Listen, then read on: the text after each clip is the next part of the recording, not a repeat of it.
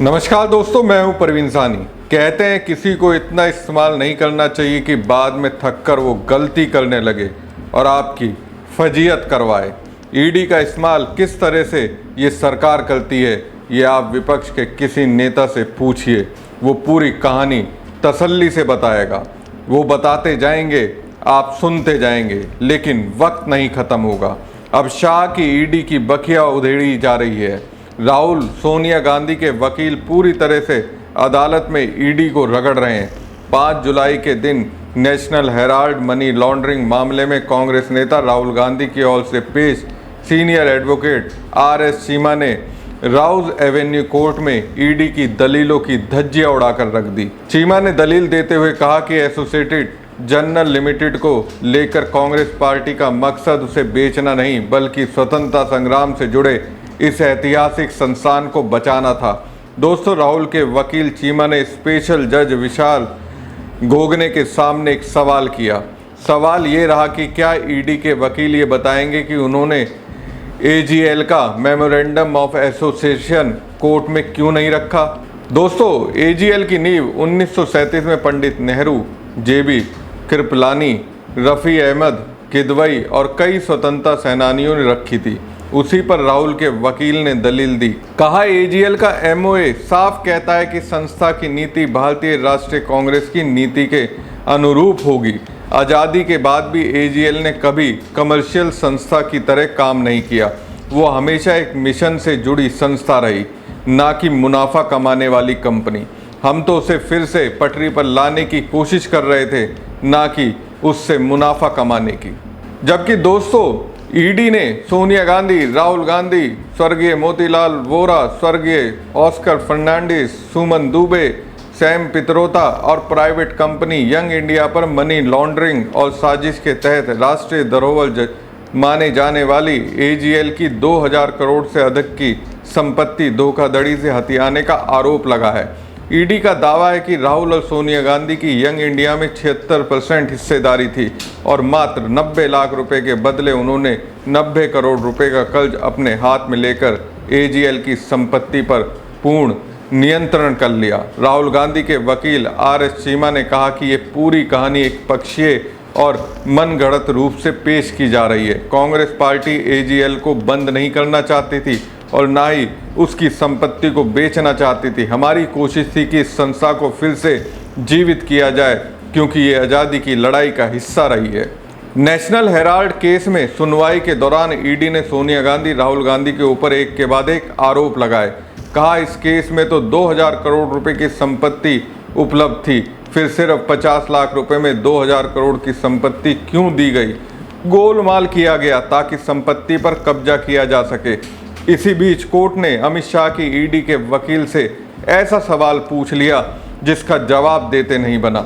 दरअसल ईडी की ओर से पेश ASG SV राजू कोर्ट को आरोपियों के खिलाफ दायर चार्जशीट के बारे में बता रहे थे।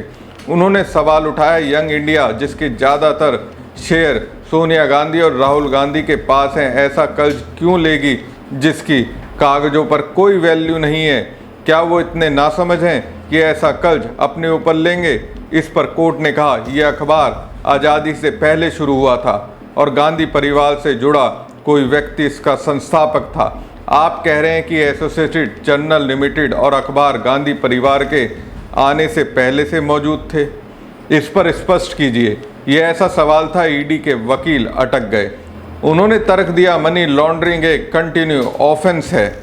मेरे अनुसार ये जरूरी नहीं कि एसोसिएट जनरल लिमिटेड को पहले कौन कंट्रोल कर रहा था। इस पर कोर्ट ने फिर सवाल दागा। पूछा, ये महत्वपूर्ण इसलिए है क्योंकि आपने कहा कि गांधी परिवार ने AGL की हिस्सेदारी अपने कब्जे में लेने के लिए ही इसमें प्रवेश किया। तो क्या वो पहले AGL का हिस्सा थे या नहीं, ये अब प्रासंगिक हो जाता है।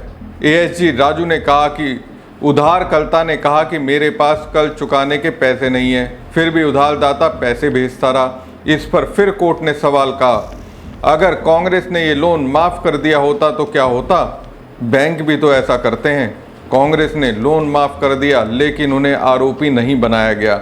ये कैसे बाकी कंपनियों से अलग है। ऐसा क्या खास था कि ईडी ने इसे जांचने लायक समझा। पीएसयू यानी सरकारी कंपनियां भी तो करोड़ों रुपए राइट ऑफ करती हैं। ईडी के वकील ने जवाब दिया, क्योंकि बैंकों के पास खुद संपत्ति नहीं होती, इसलिए उन्हें कर्ज देना ही होता है। ऐसी स्थिति में बैंक उधारकर्ता से समझौता करते हैं, लेकिन इस केस में तो 2000 करोड़ रुपए की संपत्ति उपलब्ध थी। फिर सिर्फ 50 लाख रुपए में 2000 करोड़ रुपए की संपत्ति क्यों दी गई? कोर्ट ने फिर पूछा, क्या ये मामला एनपीए जैसा था? ईडी की तरफ से पेश वकील राजू ने कहा, नहीं, इस केस में तो संपत्ति की पूरी वैल्यू थी। तो साफ है दोस्तों, राहुल और सोनिया के वकील अभिषेक मनु सिंघवी और चीमा ने ईडी के धागे खोल कर रख दिए, एक तरह से रगड़ कर रख दिया।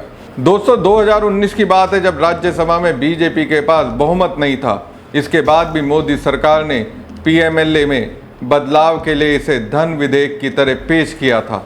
दोस्तों पीएमएलए का मतलब होता है prevention of money laundering act. ये एक ऐसा कानून है जो भारत सरकार की ओर से बनाया गया है ताकि अवैध रूप से कमाए गए धन को सफ़ेद करने से रोका जा सके।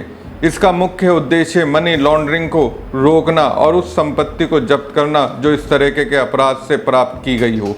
अब देखिए बीजेपी ने क्या चालाकी की।